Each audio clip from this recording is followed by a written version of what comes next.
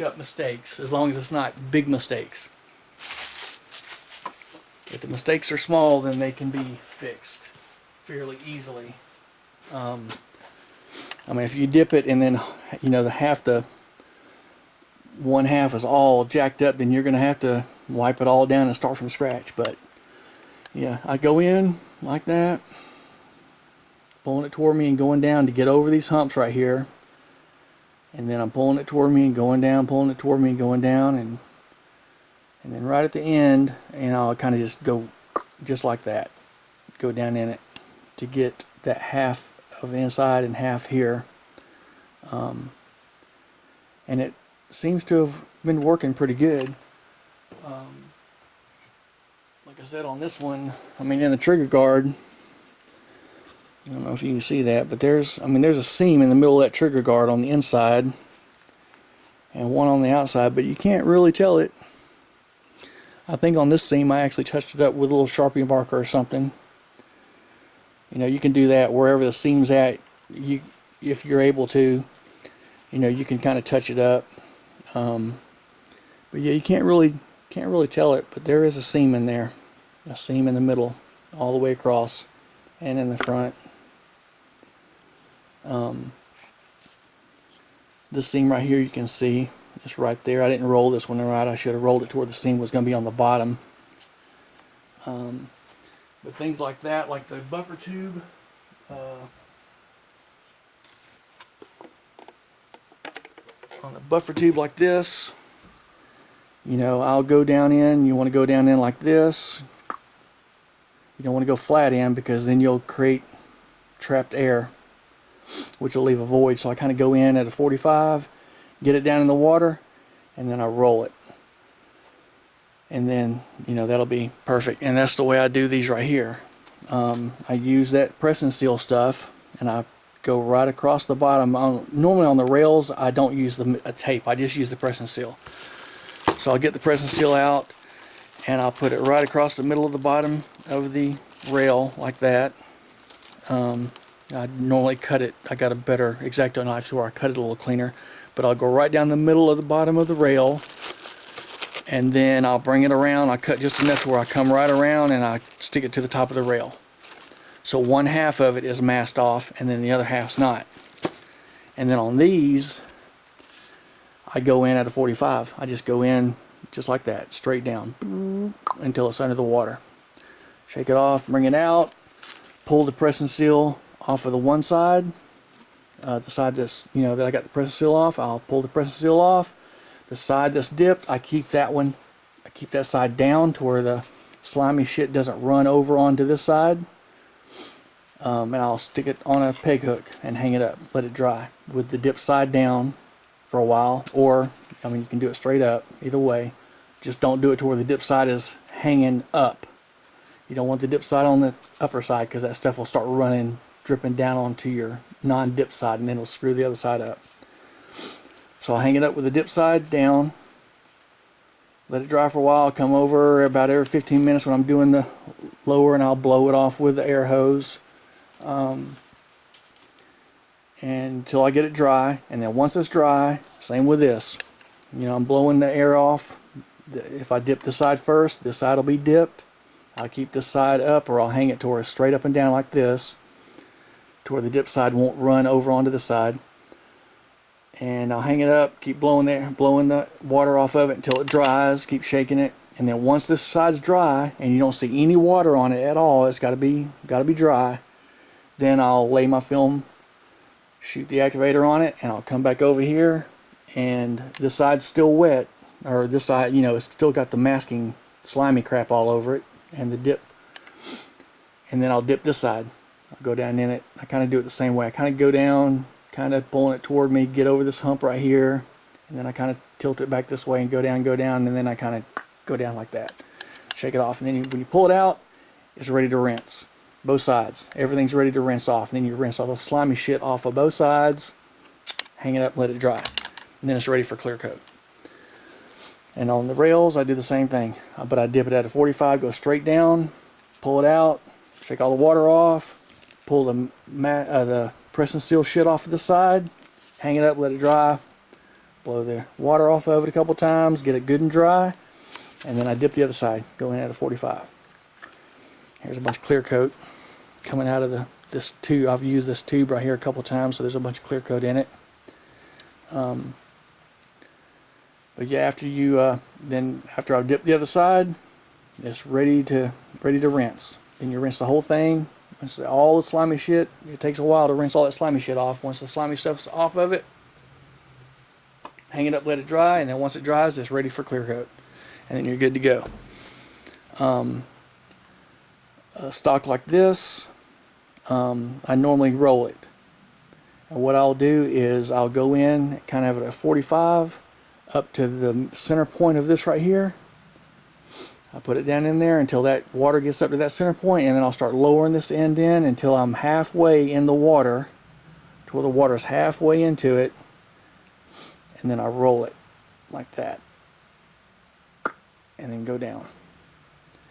And then there'll be a seam down the middle, on the bottom, down the middle of this.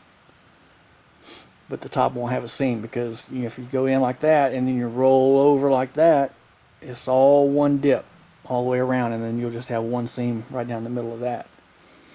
On this one, I did half and half. You can see that there's a seam right down the middle of this, and that's what I did. Was I put a piece of masking tape across the top, put a masking tape across the bottom, and then I put the press and seal over one side, went in at a 45-degree angle like that, pulled it out, pulled the press and seal off, pulled the masking tape off, hung it up to dry with the dip side down for a little while, blew the water off a couple times, and then come back in there and then dip. And you'll make sure, this I had to shake and get all the water, because this has got like an internal compartment and stuff, so it had water in it, so I had to I didn't open it, because you can't touch it, can't touch this stuff until you get clear coat on it, because it will rub off.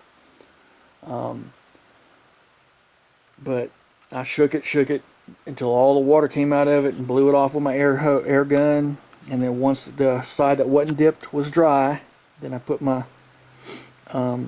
film in there, and then I dipped the other half at a 45-degree angle, and then pulled it out, rinsed the whole thing, and then you got a seam right down the middle, right down the middle of the top, but it really isn't that bad. And I actually touched some of this up with a brush like this right here. I made it look like it was continuous. Some of these things you can kind of touch up the seam to where it doesn't really look like a seam, but and I use matte. Kind of clear coat that I've been using is Autobond. It's not really expensive, but it seems to work real good. I used to buy it from the paint place, the auto paint place close by me, until they moved, and then I've been ordering it off the internet. You can get it on the internet too, but AC 9025 matte clear and AH6280 medium activator is what I've been using for my clear coat, and it seems to work pretty good. I hadn't had any trouble with it. It sprays real good. Hadn't had any trouble with it, and as you can see, it's you can scratch the shit out of it with your fingernail. I'm gonna scratch the hell out of it. If you take a screwdriver and gouge the shit out of it, you're gonna scratch it, but with your fingernail, it's not coming off. It's not going anywhere. It's automotive matte clear coat is what I used, and it's not coming off of there. You can scratch the shit out of it with your fingernail, and it ain't going nowhere. So it's pretty durable. It's it's not like it's gonna come right off, but it's without clear coat on it. If you take your fingernail, run it over it without clear coat, dry clear coat, you'll scratch that pattern right off of there, and probably your base coat. Your base coat probably will scratch off of there too, until you get the clear coat on it. But that clear coat, so that 2-part clear coat is really good and durable, so it ain't coming off. So that's kind of a rundown of how I do it and what I've been using. And it's been working pretty good. I've done about 5 or 6, 7 rifles or so I've done so far, and all of them turned out really good. I've had a couple of mishaps, like on that little, that one that I was showing you right here, that, you know, I had to redo this bottom part right here. You can kind of see there's a line, a little seam line right there, but I kind of took that black Sharpie marker and I kind of continued this line up to where it looked like it was part of the rest of it. So, you know, it's not, it doesn't look like it's messed up. It still looks good. And the front of this right here, this is part of it. All this right here and the bottom part of this got screwed up. So I went ahead and just masked it straight across. Put a beam of masking tape right straight across there, so that was masked off, and I clear coated the rest of it. And once I was done clear coating, pulled the masking tape off. I masked all around here, used a bunch of that press and seal to go around the gun to get to where I wouldn't get anything on it. And it was still in pieces at that point. I had not assembled it yet, so it was just the upper and lower receiver. And then I just went down here and dipped that little part right there, and then I hung it up, let it dry after I rinsed it. And then the next gun that I was doing, when I got ready to clear coat that one, I just hit this right here with some clear coat, and then I assembled them, assembled both of them. So you can touch them up if you screw them up, as long as the screw ups are not bad. But anyway, good luck, brother. Hope it works out for you. Best advice: practice, practice, practice. My activator that I've been using is from Ozark Hydrographics. Ozark Hydrographics activator